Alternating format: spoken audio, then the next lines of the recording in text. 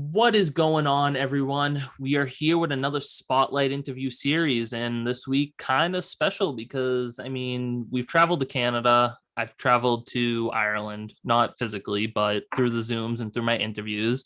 And now this week we are heading to Australia, which is a new venture for me in my spotlight series. And I would love to welcome Heather and Hazel on. How are you guys? We're Doing very great. well, thank you. I appreciate you guys coming on, and this is just like kind of like a big milestone. I mean, I've had other like duets and bands come on, but like it's just kind of cool that like this is like my first like Australian kind of like interview per se. Um, and then so how long have you guys actually been in like have you guys always lived in Australia? Because I think you said was it Hazel that's from actually Virginia? It's Heather that's from Oh, Virginia. Heather. Hazel will be giving you the Australian accent throughout the interview. And I'm from Richmond, Virginia, which I am. Okay. I spent a couple of years living in Houston, which definitely had an effect on the accent and the music, which y'all will see. Y'all. No, so that's actually kind of cool. So you kind of have like a little mixture, like I feel like your voice definitely has like a little mixture of like everything. Then like you got like stuff from Virginia, then you kind of got like, because Virginia is kind of southern, but not too southern. But then like if you move down in Houston for a little bit and then over to Australia where they kind of have the accent too, that's just a little mixture of everything there. Yeah, I don't even know what I'm saying anymore. We've started combining some of the phrases. So Kirsten uses like keen and heaps and you reckon. And so I've started creating these hybrids of, oh, are all y'all keen? And it's just becoming a little bit ridiculous at this point. No, that is kind of crazy. And I feel like that kind of is like a lot to kind of take on, like, especially how like she has like those phrases and then like you have stuff from like over here and stuff. So like kind of like putting those together and like talking to each other and stuff like that. It definitely, I feel like it can be like not complicated, but it definitely is like a little lesson kind of. Particularly when we try to sing harmonies together, we have to like agree on how we're going to pronounce certain words because they're so different in terms of accent. Right. It's pretty interesting, actually. No, that is cool. And I feel like we'll probably get into that once I get when we talk about like your creative process, like when it comes to writing songs and stuff like that. But the first question I kind of have for you guys is like where did music all start for you? Like obviously you guys, if you guys want to go like individual and say how that started, and then if you guys want to say like how kind of Heather and Hazel came together too. For sure. So I did grow up in Australia. I grew up not in Sydney, a little bit out of Sydney. So I was on acreage, like in a rural setting. So listened to a lot of country music back then. My parents migrated from Scotland. So my dad and mum are both Scottish, and my dad has just always played music. When they migrated here, he was gigging about 6 nights a week in pubs and RSLs and stuff to make some money when they first moved. So that's always kind of been in our family, and my uncle plays bass and my sister learnt drums for a while. So we always used to have like big bonfires in the yard and just have like family jams around the bonfire. So I'd say that's probably where most of it started for me. And then I started playing, I'm actually a bass player is my main instrument. So I started playing bass when I was about 13 or 12 at school. And then took that right up through music, did like music in my year 12 level playing bass. And then kind of just picked up guitar, just fiddling around. Like I've never really had lessons, and I definitely haven't done singing like ever really. So I always joke that like at the start of lockdown when Heather and I started really playing together a lot, Heather taught me to sing and I taught her how to play guitar. Exactly. Yeah. So for me, I had obviously something a bit different because I grew up in the States, but we're very similar in that our families, specifically our dads, were musical. So I think my first 4 concerts that I ever went to were James Taylor. Dad is an absolute fiend, and just James inspired him to play guitar. And so every single night he would pull out a guitar and teach me to sing. And I even remember, right, the influences growing up when you're when you're a millennial, are very much Disney Channel and Disney movies and everything else. And I remember trying to sing like that, and he would just be like, stop singing through your nose. You have to use your chest voice. You have to do this. So vocal training for me started early. And then continued in church. I have a sister, and so we were always in church choir. And then I remember my mom tried to steer me towards marching band. She's from Indiana, and so marching band was the thing to do. So, and I was like, oh, dear Lord, this is not for me. Like, I cannot march in place with a flute. And I begged and begged and begged to be, please, like, let me go do show choir. And so think Barney colored, sparkly, two-piece outfits and hair, makeup, glitter, everything else. And for 2 years we toured on a cruise ship. And then I was like, I couldn't handle all the hair, makeup, and glitter. And I remember trying out for a first a cappella group, and it was a mixed a cappella group. And we started competing, very pitch perfect, but it gets even more so. I went to the College of William Mary in Virginia and tried out for an a cappella group there called Passing Notes. And they are one of the inspirations that Elizabeth Banks took allegedly from UVA and William and Mary. Virginia is very big in the a cappella ICCA competitions. And it was an all-girls a cappella group, 15 members for 4 years. And that's kind of where I started writing music and composing and arranging. So we didn't do any originals, but we did mashups. And I got into the I would always harmonize like crazy, and basically channeled all of my creativity in writing sheet music for 15 girls, and for songs that I wanted to do and songs that we chose as a group to do. Then moved to Texas, and a cappella doesn't exist there. And so that's I joined an 80s cover band. Okay. And yeah, so that was interesting. Did bars in Houston, and then moved out to Australia, and didn't sing for a while. And because country music is actually, and one thing that we can get into, country music's not massive in Sydney. It really is not. It's, when you say country music, they're like, oh yeah, there's one country music festival total, and it's in Tamworth. And they don't relate to it. And it's very American to them. And it's very, so there's a different word for redneck out here. It's bogan. And it's very bogan, it's very rural, and it's very, you have to get out of the city in order to really experience country music. A little bit like if you went in New York and it was just New Yorkers and you said, hey, do you guys listen to country music? They'd probably laugh at you. Yeah. So I think Kirsten and I started chatting about, my background's Scottish as well. My uncle plays the bagpipes. My other uncle's in and we started chatting, and we stumbled over the fact that we liked country music. And I think that was the bond initially. And we're like, we have to jam, we have to hang out, we have to play this because nobody else likes this. No, I totally get that. And that's just like really cool.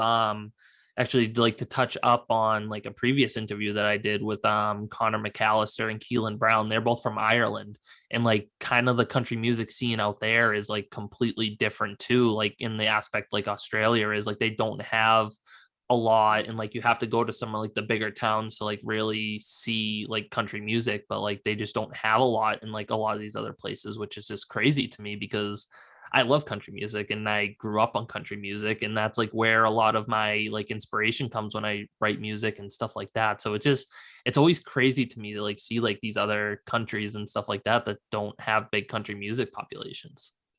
Yeah. And we have the holidays that totally enable country music. This idea of that feeling that you get on the 4th of July out on a boat with a cooler of beer, you are like, it's almost sacrilege to not play country music. Exactly. That's literally like my 4th of July in a nutshell right there, pretty much. Right there. That's proper. How you do it.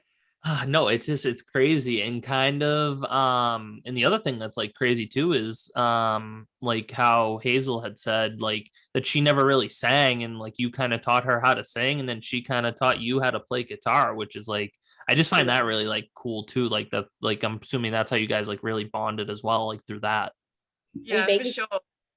The first time we tried to do like we played together, we just jammed together we actually do salsa is how we met. So salsa dancing. We're both salsa dancers. Oh, okay.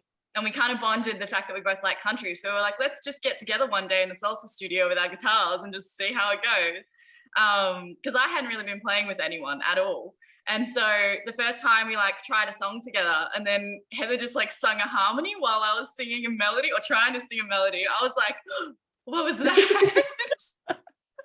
And I used to get like goosebumps, and I'd do this little like excited. You could tell like when the harmonies are good because I'd just be like so much energy in my body. She could tell straight away if it was a good one. No, that is like really cool. And it's just like it's just cool how you guys have that bond. And I can see like through this interview so far, you guys like really connect on a like different level, which is cool. Because I feel like to get a duet in a band, like you guys really need to have that chemistry, or else it's just not going to work, especially with the harmonies and stuff like that. Definitely. So obviously I know you guys are country fans, and I know obviously this is probably going to be like where some of the inspirations come in, but like singing together and doing all these covers that you guys have out and stuff like that, like who are some of like your big inspirations that like really pushed you guys like to kind of do music and stuff? Hazel, over to you. Oh, okay. I'll go first. I would say kind of a mixture between like American and Australian artists and some UK artists. But in terms of Australian, I've actually got probably more of a folky influence to me. I really like really good songwriting. There doesn't have to be much else going on in the song, but if the lyrics are good, I'm just like hooked. So a lot of Australian artists like Josh Pike and First Aid Kit, really like their harmonies. I got obsessed with the show Nashville, and the character Scarlett. Her name's Claire Bowen. She's an Aussie girl. Her stuff's really good. Her brother Timothy James Bowen is a massive influence for me in terms of his songwriting. Love him very much.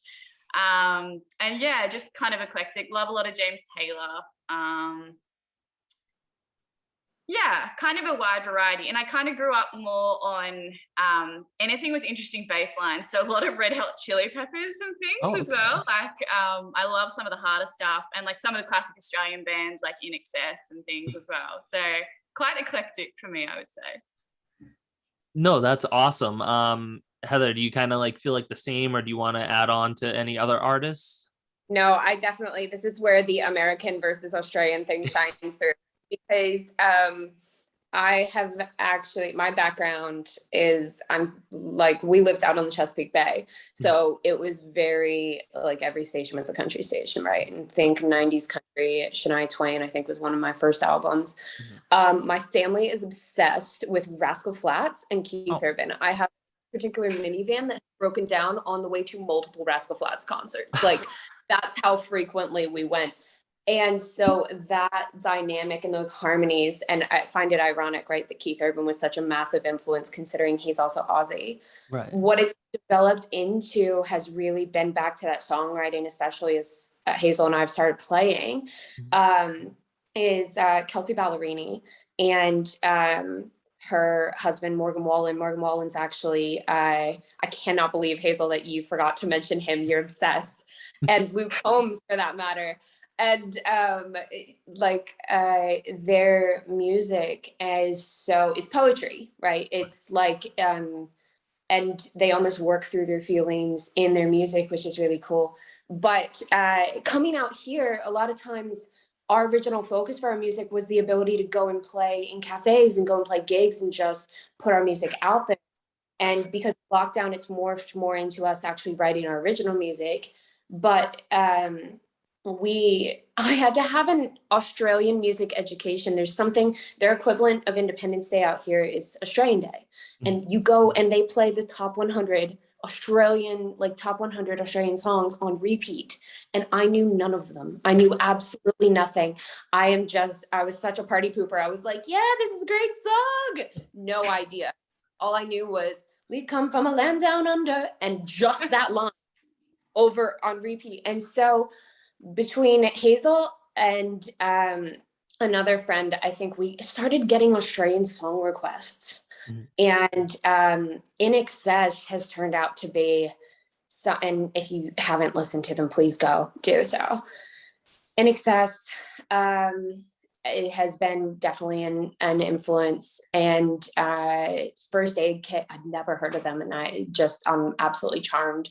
So it's kind of, in the past year since we've been playing, right, it's streamlined into, we've got a folk influence, we've got a rock influence, and we have a country pop influence, all kind of coming back to that 90s country sound. Yeah.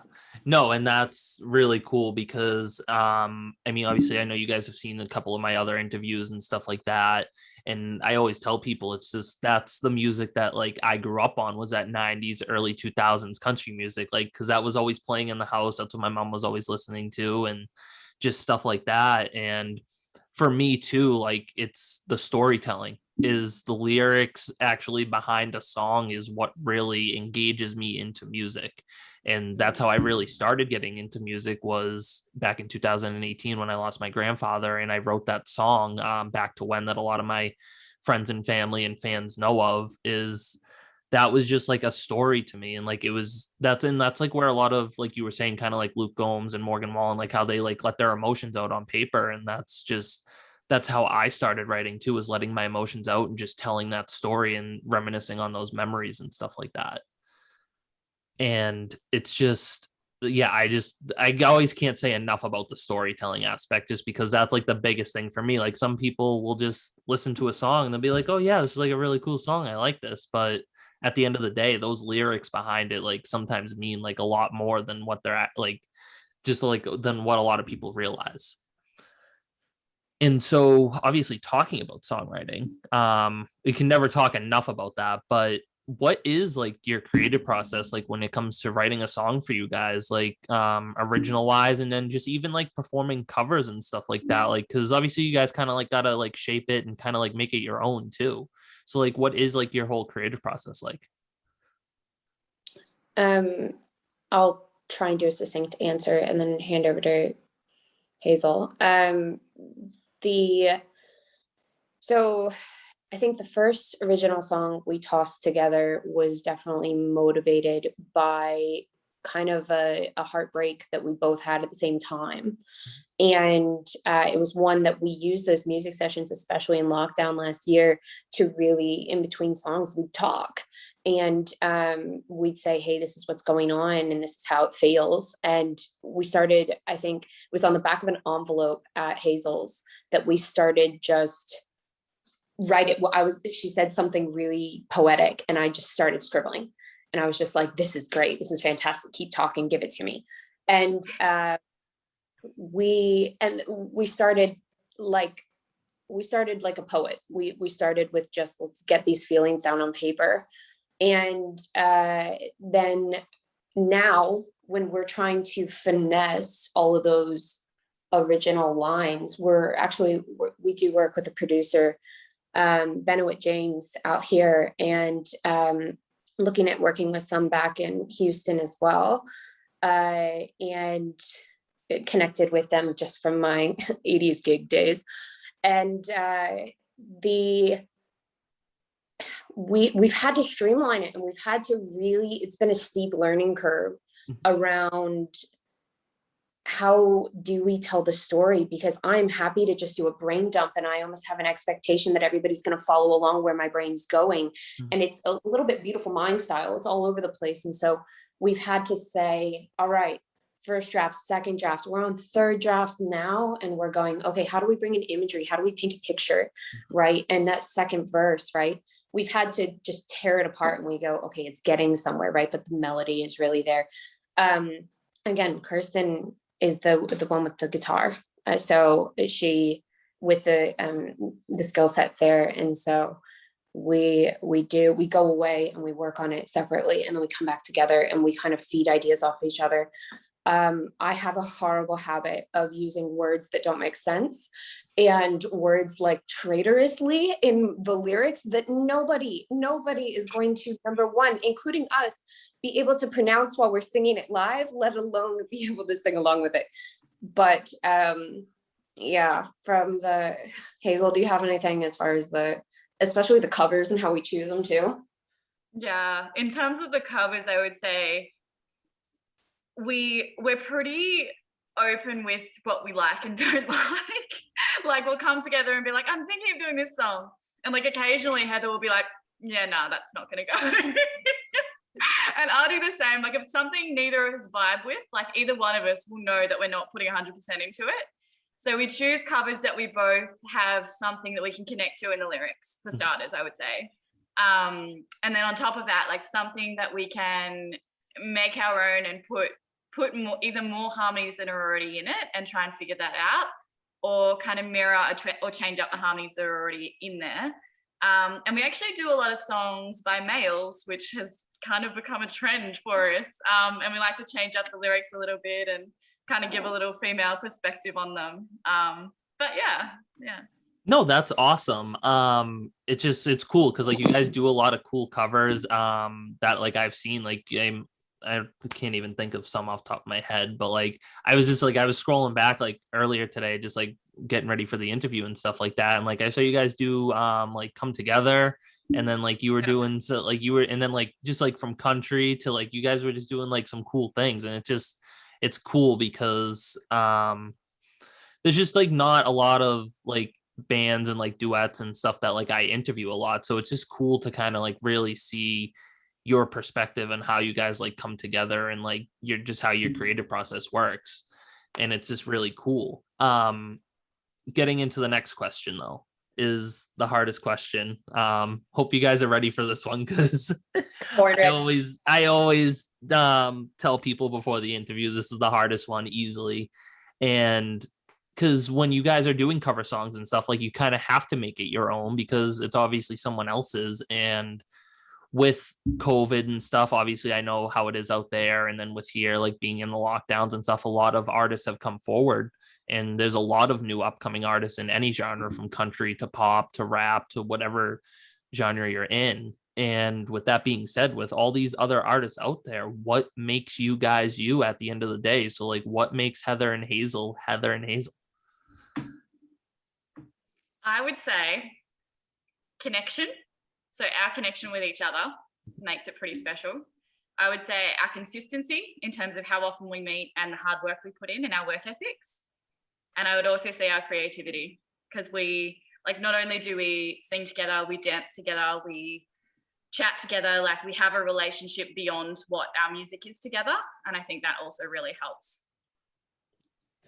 Yeah, I mean, she crushed that question.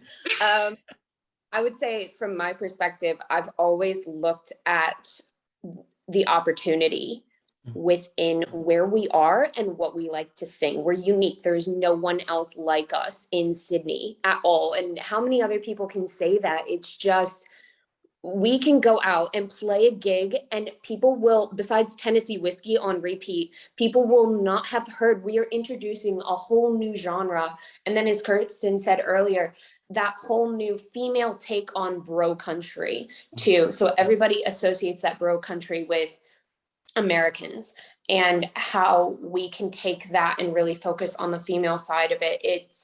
We don't play covers to replicate what somebody else has already done. We play covers to be creative and to express that creativity to other people, and to really, we want other people to relate to the music that we love. And we have such an opportunity space, and we can disrupt the music scene in Sydney because there isn't anybody else like us. Also, 100% after we are able to go with this single, we are going to tag Keith Urban and say, hey, buddy, as the only other country artist here, come hang out with us. We live 5Ks from you. Let's go to the beach. Let's go hang out. 100% the goal.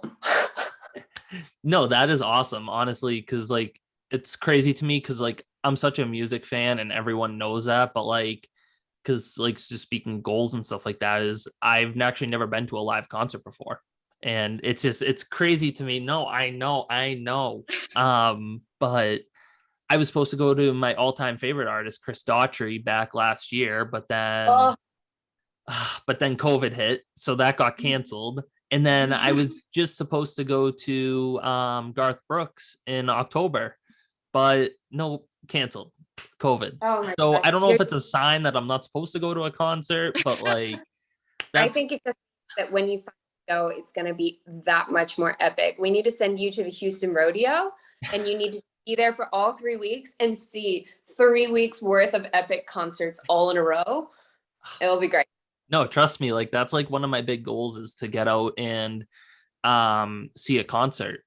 And so kind of speaking of goals, that kind of leads us into like the last little question here is like, what are your goals as artists and as a duet and stuff like that? And what else can we expect from you down the road? Yeah, sure. So I'm actually, I cannot believe I'm about to say this on something that's recorded. I'm 29 and I'm about to turn 30 in a month. And we said this year, I was like, I want to crush some goals. And one of my big things was one of the dreams was to really release a single, and that's kind of, we see the light at the end of the tunnel and we see that's within our grasp. And as micro goals go, that was a big one for me. As far as long-term goals, I think Hazel and I are built to play a country music festival. Like that's it for us. And then I want to hang out with Keith Urban and Kelsey Ballerini, Morgan Wallen, and Morgan Evans. And it's just, yeah, that's mine. Yeah. I would say for me personally, like one of my big goals and most terrifying ones for me would be to actually just play and sing in a live gig in front of anyone. Like it can be the smallest of bars, but like sitting up there and singing for people, like I got a little taste of it. So we were supposed to do a couple of like pub gigs, and we were coming to do like a couple of open mic nights, like just as COVID was hitting. And the only taste of it we got was I was doing a rock climbing course in the Blue Mountains, and there was a little pub there, and they were supposed to have an open mic night. And we were like, let's go, this is going to be awesome. And it turned out on the night it was supposed to happen, the lady who arranged it was away. But we had our guitars in the car. So we just like popped them out, and it was a very chilled out like mountains pub. And we just started playing on the couch, and people started like listening along. And that's the first time I've ever experienced like me providing music to people, like actually influencing their mood. Like this little girl started dancing along and everyone started listening, and I was like, this is kind of magical. And I think it kind of gave me that first little taste of like being able to affect how people feel by what you're doing. And that was like addictive, and I need more of it. And I just want COVID to be over so that we can do it. Yeah. No, that's awesome. And obviously like you guys are just killing it with all your covers and just everything that you guys are doing, and I'm a big fan. That's why I wanted you guys to even come on in the first place. And I appreciate you guys kind of taking the time just to go through these questions with me, doing the interview. And kind of before we wrap up, I'm going to play a little bit of a cover that you guys had actually sent me over that we're going to take a quick listen to. Which is, if I remember correctly, You Broke Up With Me by Walker Hayes. So kind of without, yeah, did you want? won a contest actually just recently with Country Music Cowboy and Boots of Europe and Radio UK. So with this song, so it's definitely a fun like female take. Mm-hmm. And like instead of Surf in the Room like I'm Swayze, Hazel goes Surf in the Room like I'm Baby. Like we switch it, and it's very poignant in that instead of a sassy man going, well, you broke up with me, you didn't want me in your bed, we're like it's very much from our perspective. So hope you like it. No, that's awesome. So kind of without further ado, let's take a listen to this.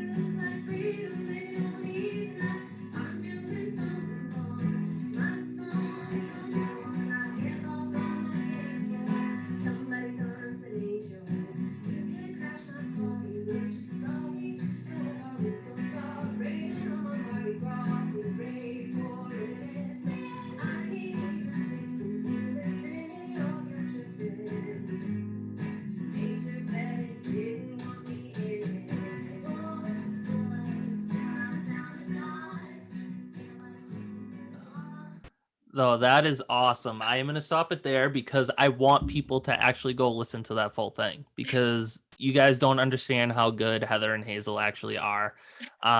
They are just super, super talented, and y'all need to go check them out on Instagram. Do you guys also have TikTok and like Facebook and stuff like that? What else can we find you on? We do have TikTok. Our main platform is Instagram right now. No, awesome. So like definitely it's just Heather and Hazel Music, correct? Heather and Hazel, yeah. Yeah, no, awesome. So like definitely go check them out.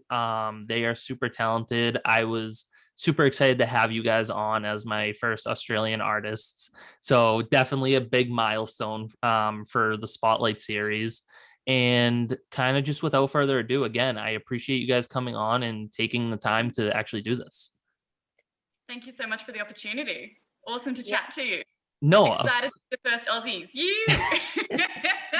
yes, no, I am super excited, and I just can't wait for this to actually air and to just show my fans and people who follow me just that love to discover new artists, just to show them you guys. And again, thank you so much for coming on and doing this.